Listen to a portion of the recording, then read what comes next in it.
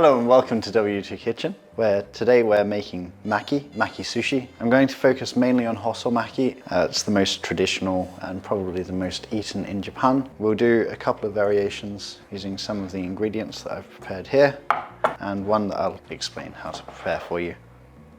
We want to essentially cut our fish to the size of the nori. As you can see, our fish is a little bit small, so what we'll do is we'll cut it to the correct size, and then the smaller bits at the top we'll use to add on to the ends. You want to make essentially about 1 centimeter cubed, maybe a little bit bigger than that.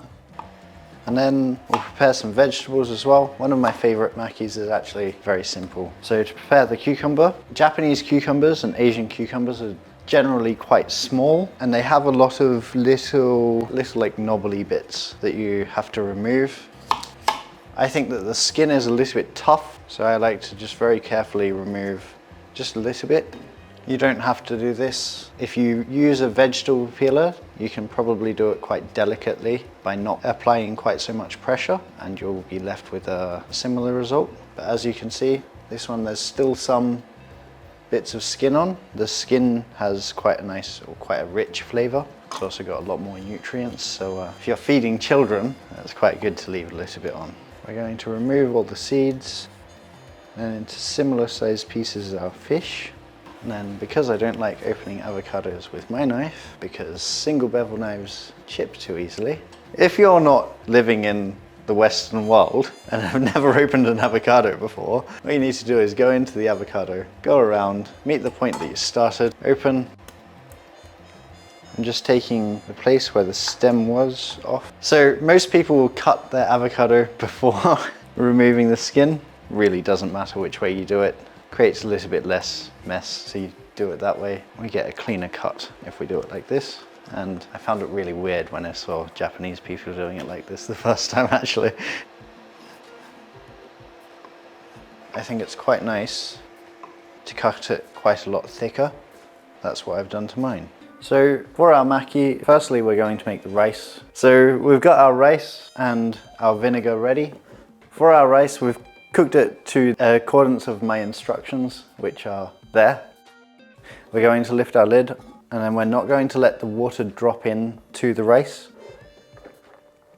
So we've taken our rice out of the rice pot and just fluffed it up a little bit. Fluffing the rice is super important in Asian cultures. It doesn't matter quite so much for sushi because we're mixing vinegar in, but it will make the texture of the rice a lot less dense if you're just having a bowl of rice. So I'm mixing the rice in what's called a hangiri. This one's very small. You can get a lot bigger ones. If you don't have a hangiri, then you can use a mixing bowl or something of the like, but this will give a lot better consistency to the rice because you can see a lot more of it. I'm going to cut the nori in half. Now we've got a cut side and a rough side. So what we want to think about is, as we roll the nori, tuck the rough side of the nori in, and our sushi will look better if you turn it over. We've got a rough side of the nori and a smooth and shiny side. So the smooth and shiny side is definitely more presentable. It will also have a different texture when you eat the sushi. And we want the shiny side bottom down. So we want to take a little bit of rice. I think it's about 40 grams. So we're going to take our rice. We want just enough to create a little channel through the middle, sort of mountains on either side of that. You can see that the center is a lot lower than the front and back parts of the sushi rice. The rice will actually touch and it will form surrounding to the fish. So while it's uneven now, it won't be in a minute. Fish on, and then we've got 2 pieces of bamboo between the bottom of the sushi and the nori. Fold it over and then press it in, but very lightly press. The more pressure you use, the less air there will be in the rice. Our nori is touching, each side of the sheet is touching. That's how you can tell that it's fairly decent maki. We're going to go in half. So then to plate, we just offset a little bit, and that is a salmon maki. Okay, so we'll do a cucumber one just to go through the technique again. Cucumber's really good to go through the technique with because it's relatively very inexpensive. It holds its shape a lot better, so it's very easy to do. Okay to be at least a little bit wasteful financially. This is one of the most common maki in Japan. It's actually one of my favorites as well. So next we're going to do an uramaki, which is an American style of sushi. It has been named in Japanese. It means that the rice is on the outside rather than the inside of the nori. I suppose some of the pros and cons of that. For me, the con is that the nori is not the first thing that hits your mouth. So for me, the texture is nowhere near as nice, and the texture of the nori will never be as nice as well. I think that in the West, we like this because it looks a lot more aesthetic. And then to make it, we're going to wrap our makisu or sushi mat in cling film. So what we've got is just over double the size of the sushi mat. And then we're going to make sure that the mat is lined up so that the wood is going up and down from you and away from you. And that means that we're going to have a much more tense layer of plastic. Use someone else's knife to poke holes in it. I poked some holes in there just so that the air can come out. Take your nori and then cover it in sushi rice.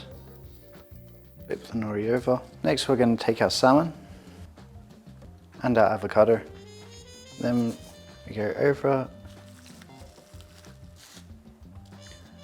And just make it square again by pressing down lightly.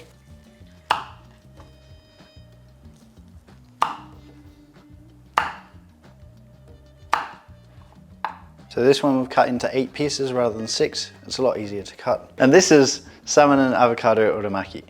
Next up, we're going to make a negi toro. We're going to prepare our mixture of spring onions and tuna.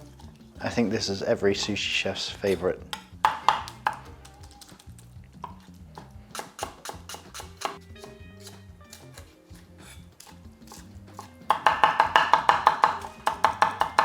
So for a negi toro, you want a bit more of a smooth mixture. We're not going to make it entirely smooth, but it's not going to be in blocks.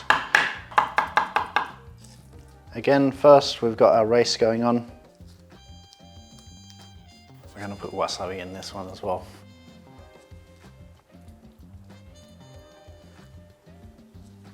Our tuna mixture's in. We've gone around the tuna mix with the rice. So now I've got akami, which is the lean tuna.